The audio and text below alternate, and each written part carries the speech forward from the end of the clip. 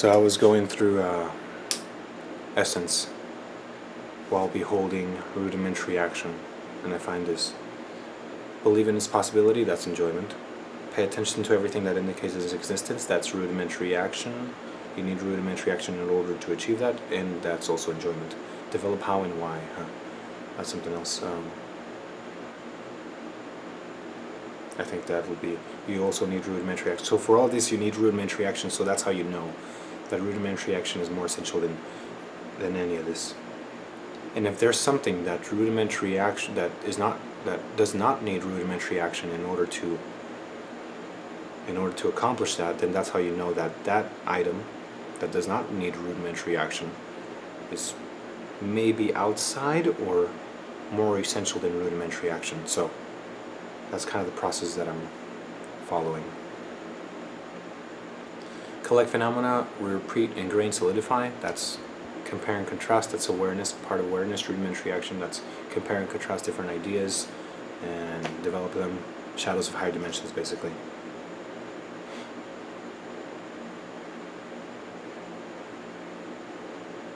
Awareness, in tune with your desire, that's rudimentary action.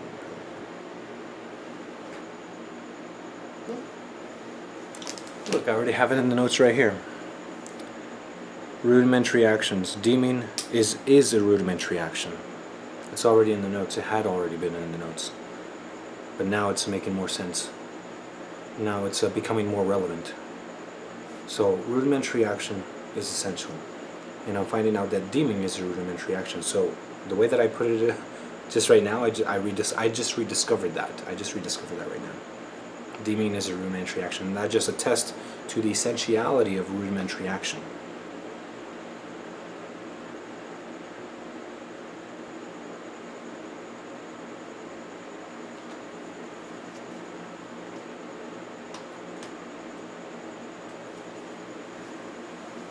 So I just read fasting as a starting point. Fasting is how you begin to practice volition. Fasting is how you begin to practice agency. Yeah.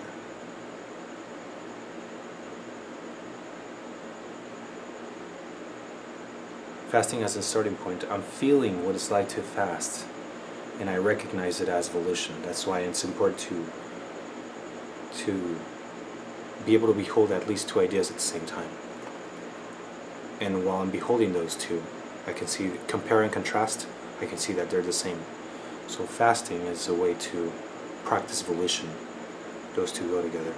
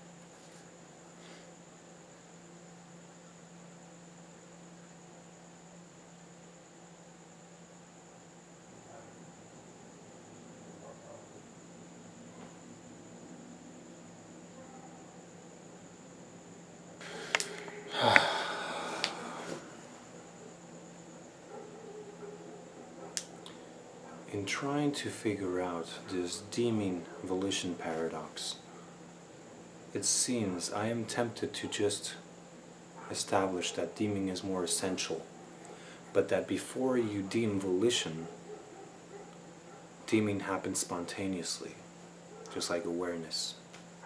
I think that would make enough sense. But who is having the awareness?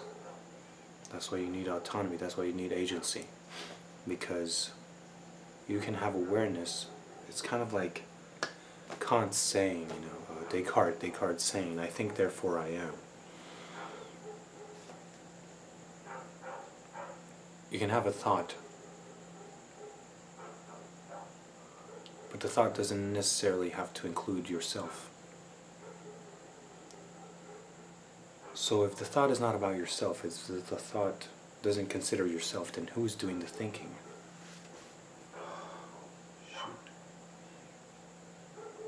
And I think basically agency, identity, this deemed agency is in a deeper level than consciousness. That's what it's coming down to.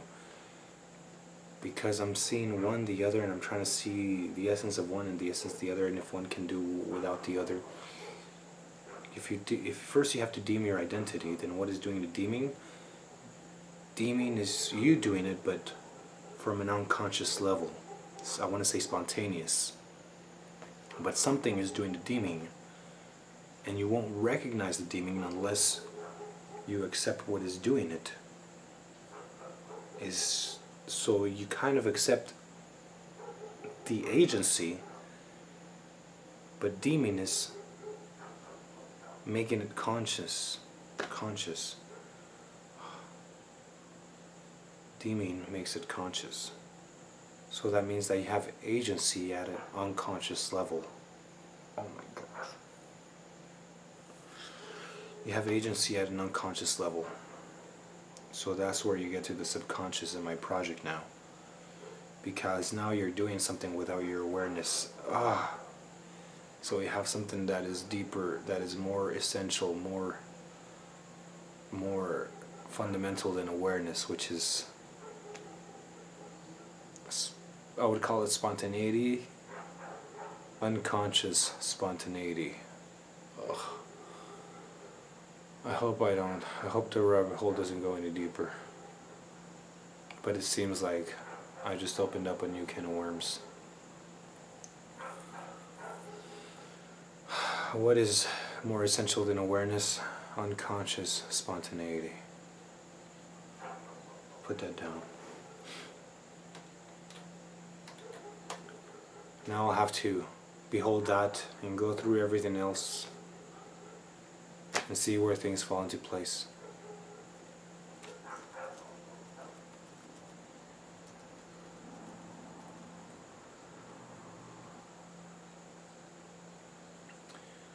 It is going to have its own mythology. It's a whole new mythology. Unconscious spontaneity. Now I have to explore the unconscious mind.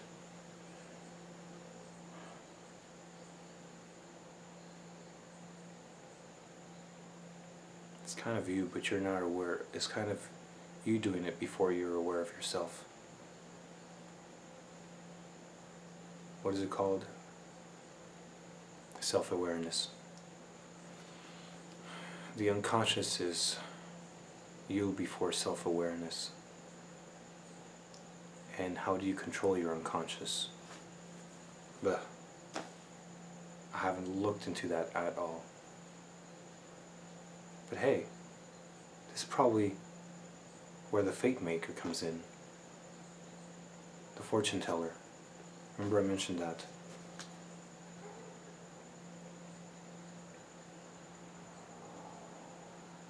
Yeah, this gives a place for the fortune teller to come in.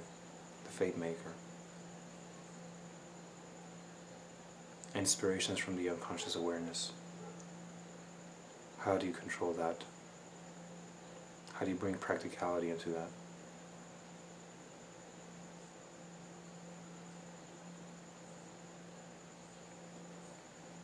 Unconscious spontaneity.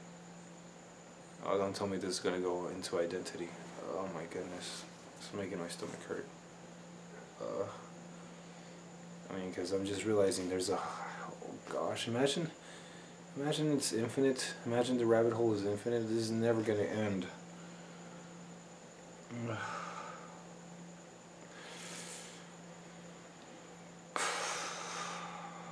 Whatever, man. Just keep going, I guess. I gotta stop at some point.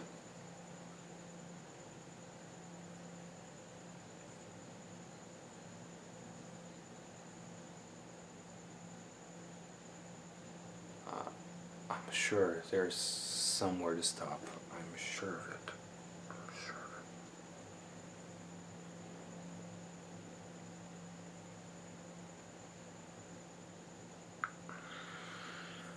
It's funny because I haven't you know what? I'm saying this by faith. I say this by faith. I have faith that maybe I already address unconscious spontaneity in my system. All I need to do is take it into consideration while connecting the dots. Think it should be already in the system. It should be. I say that by faith. Yes. Basically, it's everything, but just without volition, because you don't know that you're there yet. So it makes it spontaneous. You're not aware of it. You know.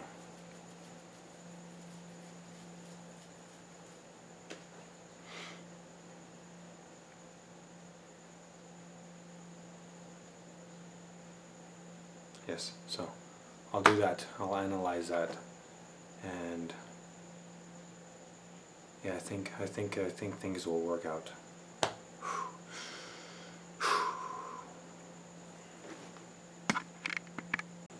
I got it. I was just kind of relaxing my mind as I was pushing through that new can of worms with unconscious spontaneity. How did I discover that? Through rudimentary action. Yes, there may be unconscious spontaneity, but it's not discovered until you make it conscious, and you make it conscious through rudimentary action. Still, rudimentary action is still an essential... Oh, well, what do you do before that? No. Yeah. Rudimentary action. It's the first thing you need to do in order to bring things into awareness. Because in awareness, you can mold things. In your conscious, you can mold things. In the unconscious awareness, there might be another thing for that, but as far as the practicality project, things need to be conscious. If and when I discover a way to control the unconscious, that's insert volition into the unconscious, which seems impossible, I don't know. I'm pretty sure there's a way to control it. I'll add that into it. But as for right now, rudimentary action remains at the base, because that is the way that I even discovered unconscious spontaneity. So still at the base. Still at the base of it all. That is how you bring things into consciousness, which you begin to work with them. That is assuming that you need them into your consciousness in order to work with them. And that assumption might be false later on, but still, the way that you experiment through that is by awareness, unconscious awareness, I think. Yeah, if there's something more essential to that, it'll be amazing, but I think it might also be another project. Because practicality needs agency. And in unconscious spontaneity, you do not have agency because you're not aware of a self or even of agency of volition. Yeah. So it might be a more essential project, a project that is more essential than practicality, a project that's more essential than consciousness.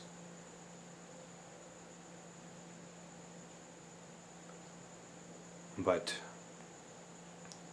it will be beyond practicality, so it does not need to be addressed here. But still, practicality is how you discover that in the first place. Amen.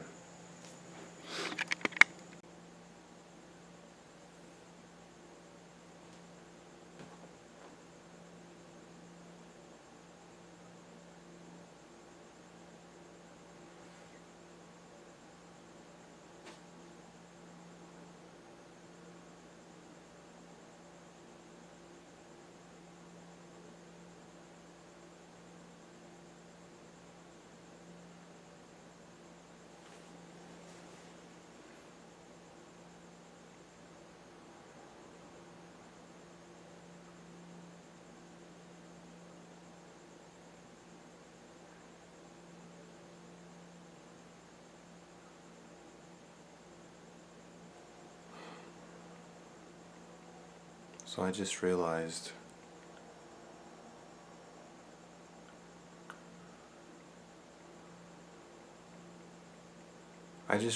the relevance of, I forgot what I call it, of unconscious spontaneity.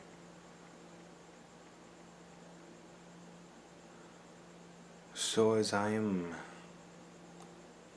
trying to use the whole system to perform a virtuous action, I'm trying to make sure that the system is comprehensive, so I evaluate an action with the system.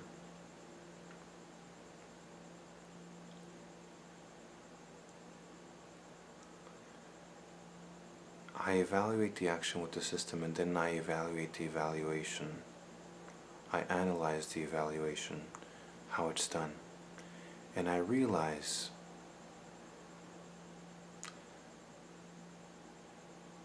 that regardless of the evaluation, regardless of what I'm using, regardless of the system, regardless whether I'm using the system correctly or not, the action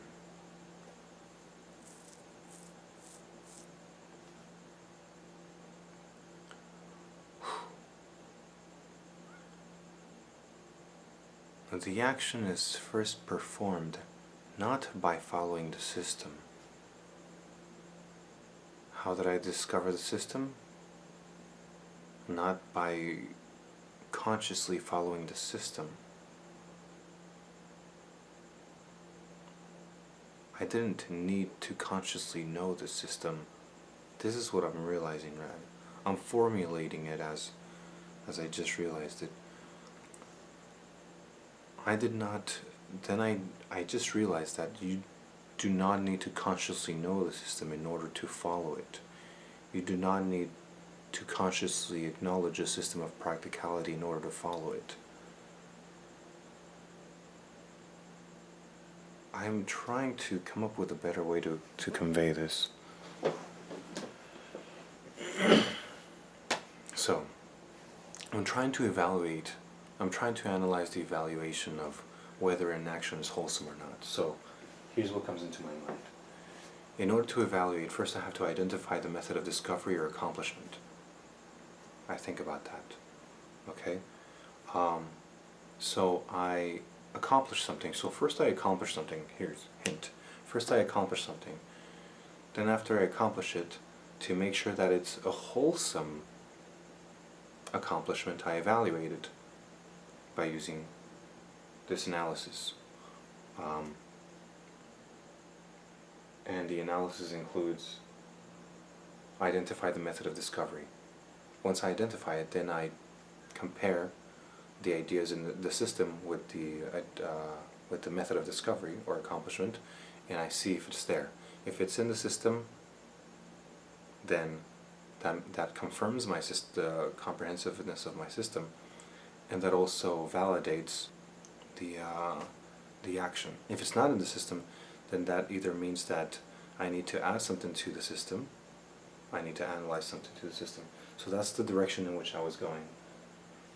Once I identify the method of discovery, then I see how it relates to that foundation, which is rudimentary action. So I compare it to the system, basically, is what I'm saying there. But before that, to go into even more essential, more foundational, I have to analyze what happens even before I go through this evaluation process, which is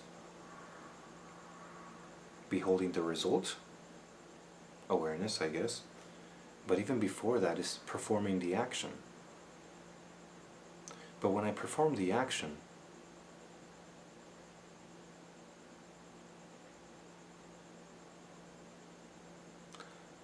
if I perform the action only using the system, then that means that there is no chance of discovering anything beyond the system. So how did I discover? How does one discover? How did I discover the system before I even had it? I wasn't using the system. Or at least, I was using it. That's what I was using because I analyzed it and I noticed that that's what I was using. But I wasn't using it consciously. That's the problem. So I was just doing things automatically. I want to say this in a certain way, and I don't know how to say it. So before you even go through the evaluation process, the comparison with the foundations in the system, first you have the action.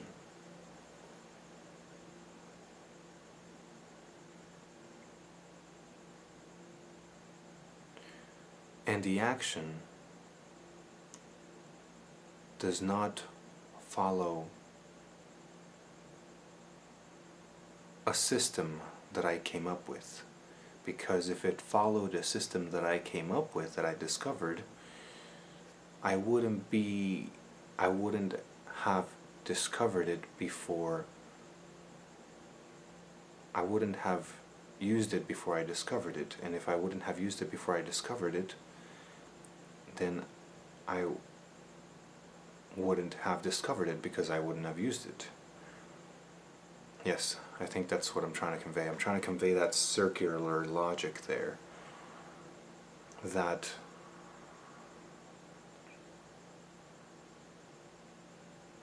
in order to discover the system, I need to have used it.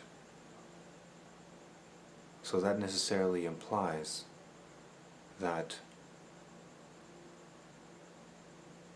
I didn't need to discover the system in order to use it. So if I didn't need to discover the system in order to use it, first question, why did I bother discovering it? Well, I could just answer that with the curiosity. But if I didn't need to discover the system in order to use it, then what am I actually using as far as for practical purposes?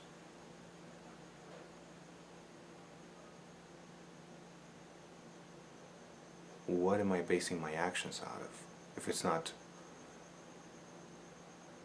a solid system?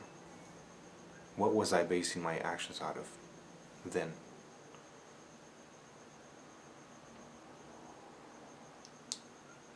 I guess rudimentary action, connection, relation, evaluation, which is awareness, which is connection. But even before I paid attention to that, even before I was aware of that, there is some sense of practicality. Even before I was aware of rudimentary action or what was going in my mind at those times, I was still using it. And the answer is this: instinct. I was using instinct. Even without awareness,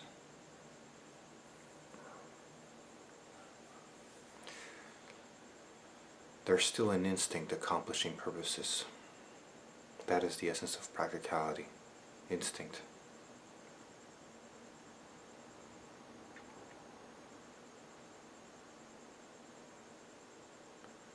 And what is instinct?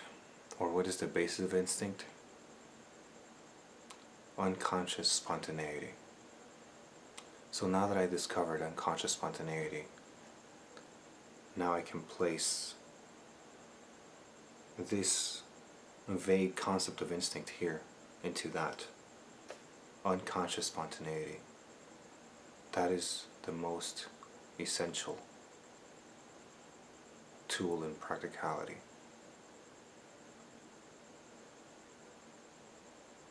That's what there is before any of the system becomes conscious. You just go on a whim, basically.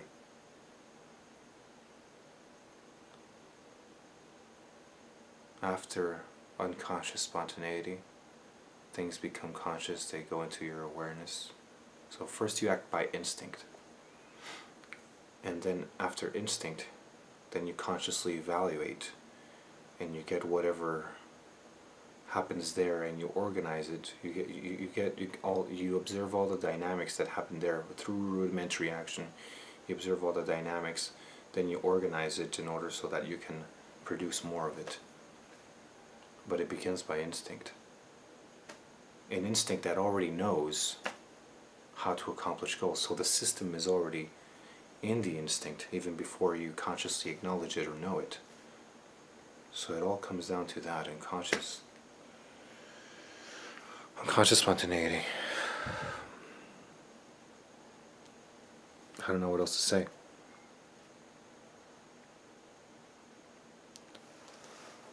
Right now I'm having trouble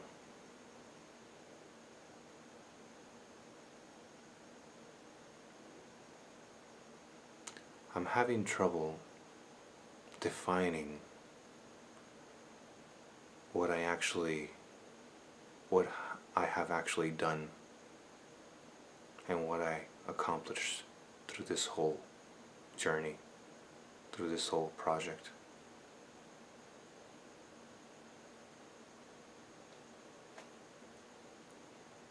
I'll seek to answer that question.